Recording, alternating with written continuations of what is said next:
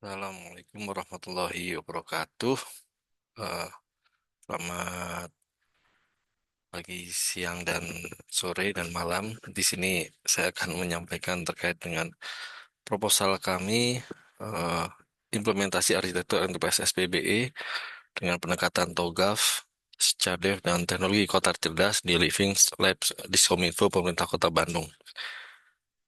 Di sini saya sebagai ketua Yudi Adam Prasetyo dan ini ada beberapa anggota yang dimana setiap anggotanya punya expertise yang berbeda dan masing-masing dimana ada yang untuk teknologi dan security architect, information system, application and data architect, application developer, strategy and service management expert, IT governance specialist, BBM specialist untuk lead, dan seterusnya yang mana ini juga sesuai dengan kebutuhan dari setiap layer pada enterprise arsitektur, yang mana dalam konteks ini implementasinya kita membutuhkan banyak subject matter expert yang berbeda untuk implementasi arsitektur SPBE, di mana di dalam penelitian ini sebagai Living Lab adalah Diskominfo Pemerintah Kota Bandung yang saat ini juga membutuhkan dan memang belum ada blueprint enterprise arsitektur, yang mana inovasi yang kami berikan adalah berkaitan dengan pendekatan Smart City Architecture Development Framework dan juga teknologi kota cerdas yang menggunakan teknologi-teknologi terbaru sebagai pengembangan arsitekturnya.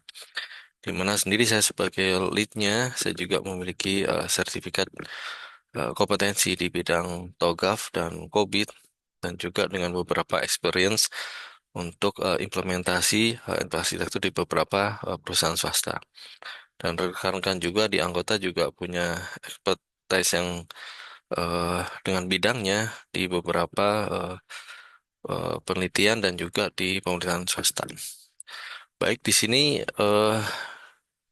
penelitian ini dilandasi atas kebutuhan eh, kota dalam implementasi enterprise arsitektur yang mana pemerintah sudah mendorong sejak tahun 2018. Namun, dampaknya dan manfaatnya masih belum terasa karena identifikasinya masih paling dasar, yaitu pada katalog, yaitu identifikasi pada komponen-komponen dari setiap layer arsitekturnya, sehingga hanya seperti katalog. Padahal kalau untuk kebermanfaatannya itu membutuhkan implementasi dari beberapa lini seperti arsitektur lengkap seperti diagram yang menunjukkan suatu topologi hubungan, dan juga kebutuhan di dalam tata kelola untuk penerapan arsitektur di SIA yang disediakan oleh Kemendagri.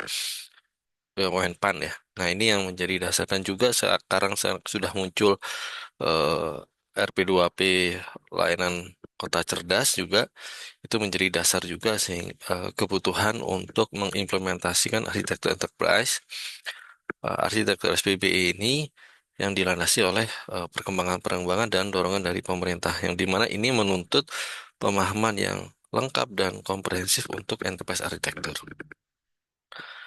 Nah, berkaitan dengan hal ini kita juga melihat analisa SWOT-nya ya, bahwa kami dalam tim peneliti juga sudah mengembangkan framework untuk arsitektur smart city yang sudah dipublikasikan baik untuk SCADM sebagai metodologinya di jurnal Q1 gitu, dan untuk SCADEV juga di jurnal bereputasi sebagai framework untuk pendekatan di implementasi arsitektur enterprise di Kota Bandung. Nah, hal lain adalah Kota Bandung memiliki indeks SPB yang cukup tinggi, walaupun tinggi tapi eh, secara implementasi arsitektur masih belum lengkap, sehingga eh, Kota Bandung menjadi kota yang sangat layak dan sangat visible untuk dikembangkan kemampuan, karena sebenarnya penerapan ini tidak hanya menjadi kendala dan isu di Kota Bandung tapi juga di kota-kota lain. Oleh karena ini, strength ini akan menjadi dasar buat kami untuk implementasinya bisa lebih efektif. Nah, kemudian beberapa kelemahan seperti tata kelola yang masih belum cukup komprehensif, kemudian fragmentasi domain antar layer seperti di strategi ke bisnis, terus kemudian dari sisi proses ke aplikasi dan seterusnya itu masih ada fragmen masing-masing. Atau sebenarnya belum ada gitu ya, sehingga ini menjadi peran. Dan weakness-nya juga kita belum ada model reference yang disebut dengan arsitektur building block yang sebenarnya ini menjadi standar yang bisa diimplementasi di kota-kota lain. Nah, ini juga dasar lain adalah bahwa di banyak kota itu masih belum paham tentang enterprise arsitektur sehingga perlu ada peningkatan kompetensi SDM karena kompetensi SDM untuk mengelola AI ini masih masih sangat minim. Kemudian peluangnya adalah ini juga ada dorongan dari tingkat nasional dengan mandat kota cerdas, kemudian skalabilitas yang bisa diimplementasi di beberapa kota lain ini menjadi peluang yang besar. Termasuk juga dengan keberadaan dari penelitian ini, maka ini menjadi dorongan kuat untuk dikembangkan eh, eh, arsitektur dengan konsep living lab, yang dimana kita bisa lebih berinteraksi dengan cukup intensif. Mungkin ada beberapa trace yang antaranya resistensi perubahan. Jadi belum kenal dengan EA maka resistensinya akan tinggi. Maka ini menjadi tantangan. Juga adanya eh, implementasi teknologi cerdas dari kota cerdas ini sendiri karena sebenarnya di TOGAF sendiri sebagai arsitektur EA itu eh, masih belum banyak referensi yang menunjukkan bagaimana penerapan IoT atau teknologi yang lain seperti AI dan sebagainya untuk dikembangkan di dalam arsitektur. Maka ini akan jadi tantangan buat kami sebagai untuk menghasilkan inovasi di dalam pendekatan ini. Nah, kemudian untuk eh, ringkasan ya luaran luaran di ini kalau kita mengikuti dengan panduan dari eh, Stari bahwa kita ada TRO dan NTRO gitu ya. TRO di mana di sini adalah blueprint arsitektur SPBE-nya di mana sebelum nyampe kita ke solution building block atau arsitektur konkret di EA untuk Kota Bandung kita sebenarnya harus membuat reference model untuk arsitektur yang di dalam konteks EA yang sebagai pendekatan sistem engineering juga ini maka butuh yang namanya arsitektur building block. Maka dikembangkan dulu arsitektur building block. Nah, kemudian untuk mendukung proses review yang sebenarnya proses arsitektur ini kan melibatkan banyak OPD.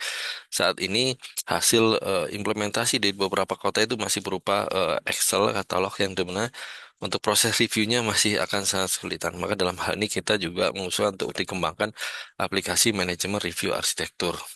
Nah, untuk mendukung aplikasi maka tata kelolanya harus disiapkan seperti halnya SOP manajemen review dan juga tata kelola bagaimana keterlibatan OPD untuk menggunakan aplikasi-aplikasi ada yang baik aplikasi manajemen review arsitektur maupun yang siap. Dan kemudian terakhir adalah NTRO-nya adalah buku ya. Ini harapan kami. Kami ini dari peneliti sebagai bagian dari eh, COE untuk Smart City itu punya tanggung jawab sosial untuk membuat buku dan kita mendiseminasikan hasilnya sebagai standar yang ada di implementasi arsitektur SBB ini yang berbasis Smart City gitu. Nah, di sini peta jalannya memang kita di tahun-tahun sebelumnya sudah mengembangkan frameworknya. Terus kemudian kita juga sudah menguji piloting di Kota Bandung tahap-tahap awal, tapi belum sangat intensif, tapi masih berupa eh, apa namanya uji coba untuk membuat artefaknya. Tapi belum ada model referensinya. Dan juga beberapa tim kami juga sudah ada yang menjadi asesor SBBE, terus keterlibatan di Bappenas yang bisa dilihat di dalam CV tim anggota. Maka di tahun pelaksanaan di tahun 2026 ini kita punya tiga iterasi. Yang pertama adalah kita ingin menyusun tata kelolanya, perancangan arsitekturnya, dan kita juga mengidentifikasi bagaimana gap yang ada di Kota Bandung sebagai living slab-nya yang kemudian di iterasi kedua kita akan membuat model arsitekturnya, finalisasi dari ABB, dan kita juga menyusun SBB-nya ya sebagai arsitektur konkret untuk Kota Bandung. Kemudian kita juga prototype untuk aplikasinya juga kita kembangkan, dan kemudian di iterasi ketiga kita lebih ke arah apa uji coba aplikasi, kemudian di deploy, terus kemudian juga kita melakukan internalisasi berkaitan EA atau arsitektur SPBE konkretnya yang spesifik untuk Kota Bandung sebagai untuk apa namanya untuk didapatkan feedbacknya gitu ya dan juga di tata kelolanya. Nah, tata kelolanya ini juga sangat penting karena walaupun kita sudah kembangkan terus tambah dibekali tata kelola, efektivitas implementasi SPBI yang berkelanjutan itu akan sangat kurang. Nah, kemudian tahun berikutnya kita ingin ada perluasan, misalkan implementasi EA, perlindungan hak cipta, kemudian duplikasi untuk implementasi kota lain, dan juga ada adopsi-adopsi kecerdasan buatan ya, dan juga untuk pengembangan lain yang berkaitan dengan arsitektur. Salah satunya lah misalkan integrasi antara aplikasi dengan SIA dan seterusnya ini akan menjadi bagian dari kami. Nah, kemudian iterasinya yang berhubungan dengan deliverables dan pengujian itu kita sesuaikan karena kita memerlukan ini kan lebih banyak ke permodelan gitu ya sehingga expert dari tim dan juga dukungan dari tenaga apa namanya pemodel atau modeler itu juga sangat penting ya sehingga apa yang dikembangkan nanti di iterasi pertama hasil HBB-nya ini juga kita perlu uji gitu. Jadi nilai feedback ini memang sangat penting buat kami untuk memvalidasi dan mengembangkan. Terus kemudian di tahun kedua ini lebih ke prototypingnya di mana model arsitektur eh, SPBE yang konkret sesuai dengan Kota Bandungnya ini juga sudah ada dan kemudian aplikasinya juga sudah dikembangkan dan bisa diuji juga secara unit testing. Dan kemudian di iterasi ketiga kita coba deploy dan kita akan dapatkan feedback baik dari sisi eh, blueprintnya, terus kemudian juga tata kelolanya dan juga aplikasinya, terus kemudian knowledge yang kita dapatkan dari proses implementasi ini kita akan tuangkan dalam bentuk buku eh, untuk bisa menjadi bagian pertanggungjawaban sosial kita gitu ya bahwa ini akan menjadi manfaat untuk penerapan baik itu akan menjadi standar dan seterusnya. Nah, ini jadwal pelaksanaan mengikuti tadi iterasi di mana di Caturan satu kita set up living lab, pembentukan tim, serta ada pelatihan EA untuk eh, Kota Bandung gitu ya. Kemudian kita ada sebelum menghasilkan model ABB-nya ini, kita juga akan menjahit gitu ya metodologi dari TOGAF, SCADM, SCADEV gitu ya. eh, untuk bisa dijadikan sebagai arsitektur FPB yang implementatif juga sesuai dengan aturan pemerintah. Kemudian analisis awal tentang kelola EA, kemudian perancangan awal untuk model referensi ABB, juga kerangka EA untuk yang di SIA-nya, kemudian juga desain aplikasi manajemen review, dan juga di sini ada validasinya juga gitu ya, sehingga kita dapat feedbacknya. Nah, kemudian di caturan dua kita kan ada konsolidasi hasil gap, jadi apa yang belum terlaksana atau yang sudah, nah ini sebagai bagian untuk langkah berikutnya Catulan 2. Di Catulan 2 ini lebih arah ke pengembangan aplikasi, permodelan dari arsitektur konkretnya, terus kemudian kita juga perlu ada validasi untuk arsitektur eh, konkretnya atau SBB tadi dengan validasi unit testing dari aplikasi. Karena di ketiga itu lebih ke sosialisasi, terus finalisasi apakah itu aplikasi mau finalisasi model arsitektur konkretnya, terus kemudian di deploy di SIA-nya atau di apa namanya di import, terus kemudian kita ada evaluasi akhir kinerja. Nah, memang di sini harapan kita bersama adalah arsitektur yang kita kembangkan baik itu arsitektur building block maupun solution building block itu sudah mengakomodasi perkembangan kebutuhan sesuai dengan eh, apa yang dikeluarkan oleh Permendagri sebagai apa layanan perkotaan cerdas begitu ya penyelenggaraan kota yang di mana situ mengadopsi kota cerdas dengan domain-domainnya mengikuti eh, apa Uni Eropa gitu terus kemudian diterapkan di Kota Bandung, terus kemudian sesuai dengan konkret dengan kondisi di Kota Bandung ini sebagai pengujian bahwa model referensi ini bisa diterapkan dan kemudian kita evaluasi dari Kota Bandung menurut saya ini akan menjadi feedback yang paling baik dan mudah-mudahan penelitian ini bisa berjalan dengan tepat.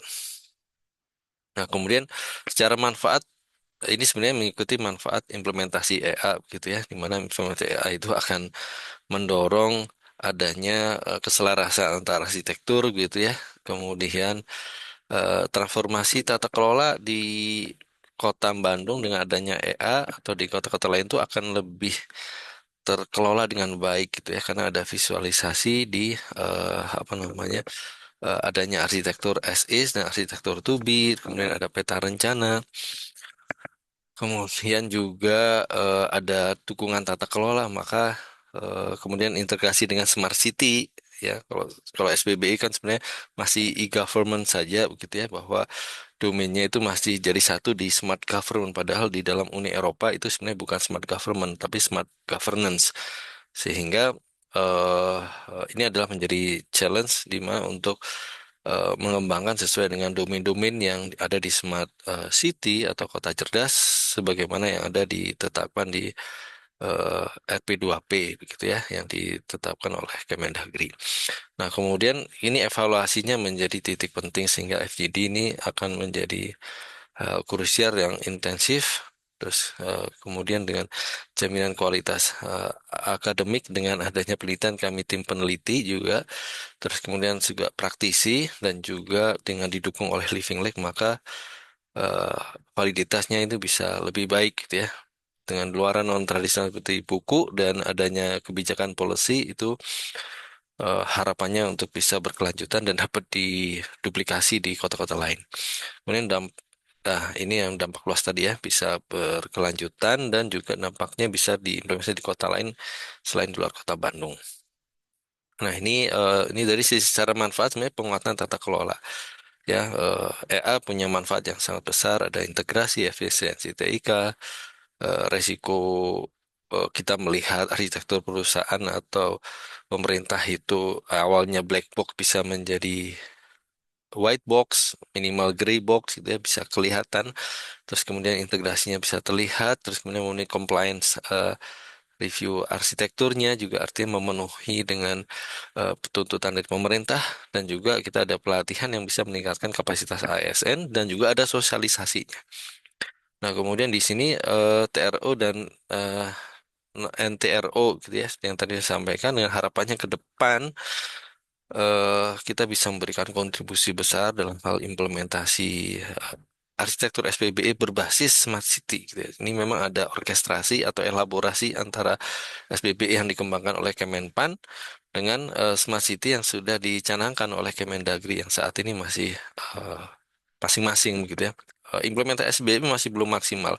Sudah keluar apa standar dari Kemendagri. Nah, ini challenge jangan sampai Smart City diluncurkan tapi tidak melanjutkan dengan arsitektur SPB yang sudah dipenerapkan. Walaupun memang sekarang juga arahnya ke pemerintah digital, tapi pemerintah digital nih pasti tidak akan meninggalkan arsitektur SPB ya. Karena yang diutamakan adalah dampak dari arsitektur enterprise terhadap eh, apa namanya peningkatan layanan sehingga layanan yang diukur nah itu adalah dari pemerintah digital. Maka ini target yang cukup jangka panjang seperti yang kami sampaikan di dalam roadmap.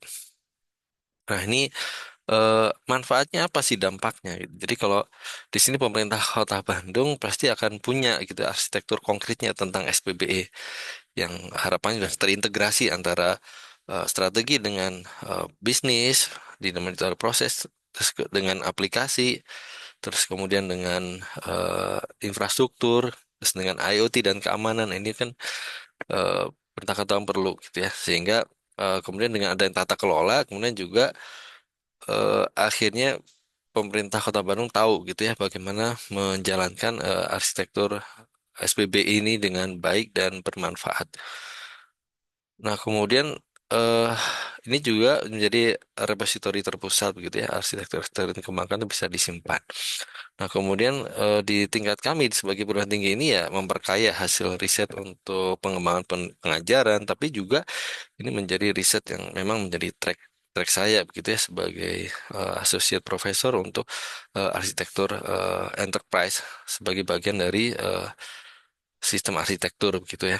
Nah, ini kan memang sesuai dengan pengembangannya dan mudah-mudahan bisa dikembangkan ke kota-kota lain dan juga untuk mitra pendukung kami yaitu PT Bakti Unggul Teknovasi sebagai mitra untuk bisa melakukan hilirisasi dan juga mengembangkan layanan dan juga bisa mengadakan pelatihan ya. Nah, ini mitra yang bisa berinteraksi ini akan memanfaatkan dan juga dia eh, memvalidasi juga gitu ya terkait dengan apa yang dikembangkan untuk bisa memberikan feedback pengembangan untuk diimplementasikan. Nah, ini juga memang ada resiko-resiko yang kalau kami bagi ada 4 ya terkait dengan teknis dan arsitektur, terus juga terkait dengan data dan keamanan, terutama berkaitan dengan aplikasinya begitu ya. Kemudian tata kelolanya yang tidak mendukung begitu misalkan eh, dan juga adopsinya. Tapi pedoman teknis ini eh, kendalanya memang kebutuhannya adalah menghasilkan sesuatu yang valid dari setiap layer domnya. Maka eh, strateginya adalah meningkatkan intensitas komunikasi ya. Jadi memang harus rutin untuk bisa mengkomunikasikan hasil assessment dan juga untuk apa namanya eh, di eh, ini apa namanya divalidasi begitu ya. Terus kemudian keamanan dari sisi aplikasi sesuai dengan standarnya untuk bisa diterapkan dan juga align gitu ya, satu sama lain antara domain-domainnya. Dan juga tata kelolanya ini juga untuk menciptakan kalau misalkan mereka tidak ada tata kelola, itu resikonya adalah tidak tahu bagaimana untuk menjalankan proses EA-nya gitu. Nah, adopsinya ini memang dalam bentuk workshop kita internalisasi dan juga adanya kebijakan yang bisa membantu mengikat OPD-OPD atau pihak-pihak yang terlibat sebagai stakeholder akan terlibat. Nah, ini mekanika sendara dan ini sesuai dengan eh, apa kerangka yang ada di dalam panduan bahwa kami secara 30% diberikan kesempatan untuk honor dan memang ini kebutuhannya apa namanya banyak expert yang memang sangat dibutuhkan dan juga untuk kebutuhan non personil ini memang kita selain pemerintah punya SIA atau didukung oleh Kemenpan tapi masih belum fleksibel sehingga di sini kami membutuhkan subscription untuk eh, software ARIS ya yang menjadi dasar SIA-nya dan juga kita perlu apa dukungan infrastruktur gitu yang cepat berkelanjutan karena ini akan jangka panjang sehingga kebutuhan server sebagai bagian untuk deploy apa developmentnya gitu ya development nanti productionnya di SIA baik untuk aplikasi maupun untuk arsitektur ARIS gitu ya sehingga kita cukup fleksibel untuk memodelkan itu menjadi sangat penting gitu ya. Dan juga kebutuhan-kebutuhan yang laptop yang sangat apa mumpuni gitu ya dalam permodelan sehingga menjadi hal penting yang dasar dan juga FGD ya sih dan totalnya ini kebutuhannya adalah 422 juta dan kemudian biaya tidak langsung ini lebih ke arah untuk monef internal institusi ya memang yang sudah digariskan oleh eh, Kemdikti ya melalui pembiayaan oleh LPDB. Oke, baik demikian mudah-mudahan apa yang kami sampaikan ini juga cukup jelas dan baik dari sisi riset maupun manfaatnya dan juga kebutuhan-kebutuhannya sehingga kita meminta dukungan dari eh, Dikti Saintek ini ya karena memang sangat tepat bahwa kesuksesan dari penelitian ini di apa tergantung pada hasil uji cobanya ya karena kami juga sudah mengembangkan melakukan frameworknya dan pengujiannya ini bisa sesuai dengan kebutuhan mereka. Dan ini maka sesuai dengan konsep living lab-nya. Demikian dari kami, mudah-mudahan eh, bisa bermanfaat baik untuk para mitra dan juga untuk pemerintah kota dan nasional. Saya akhiri, selamat pagi, siang, sore, dan malam.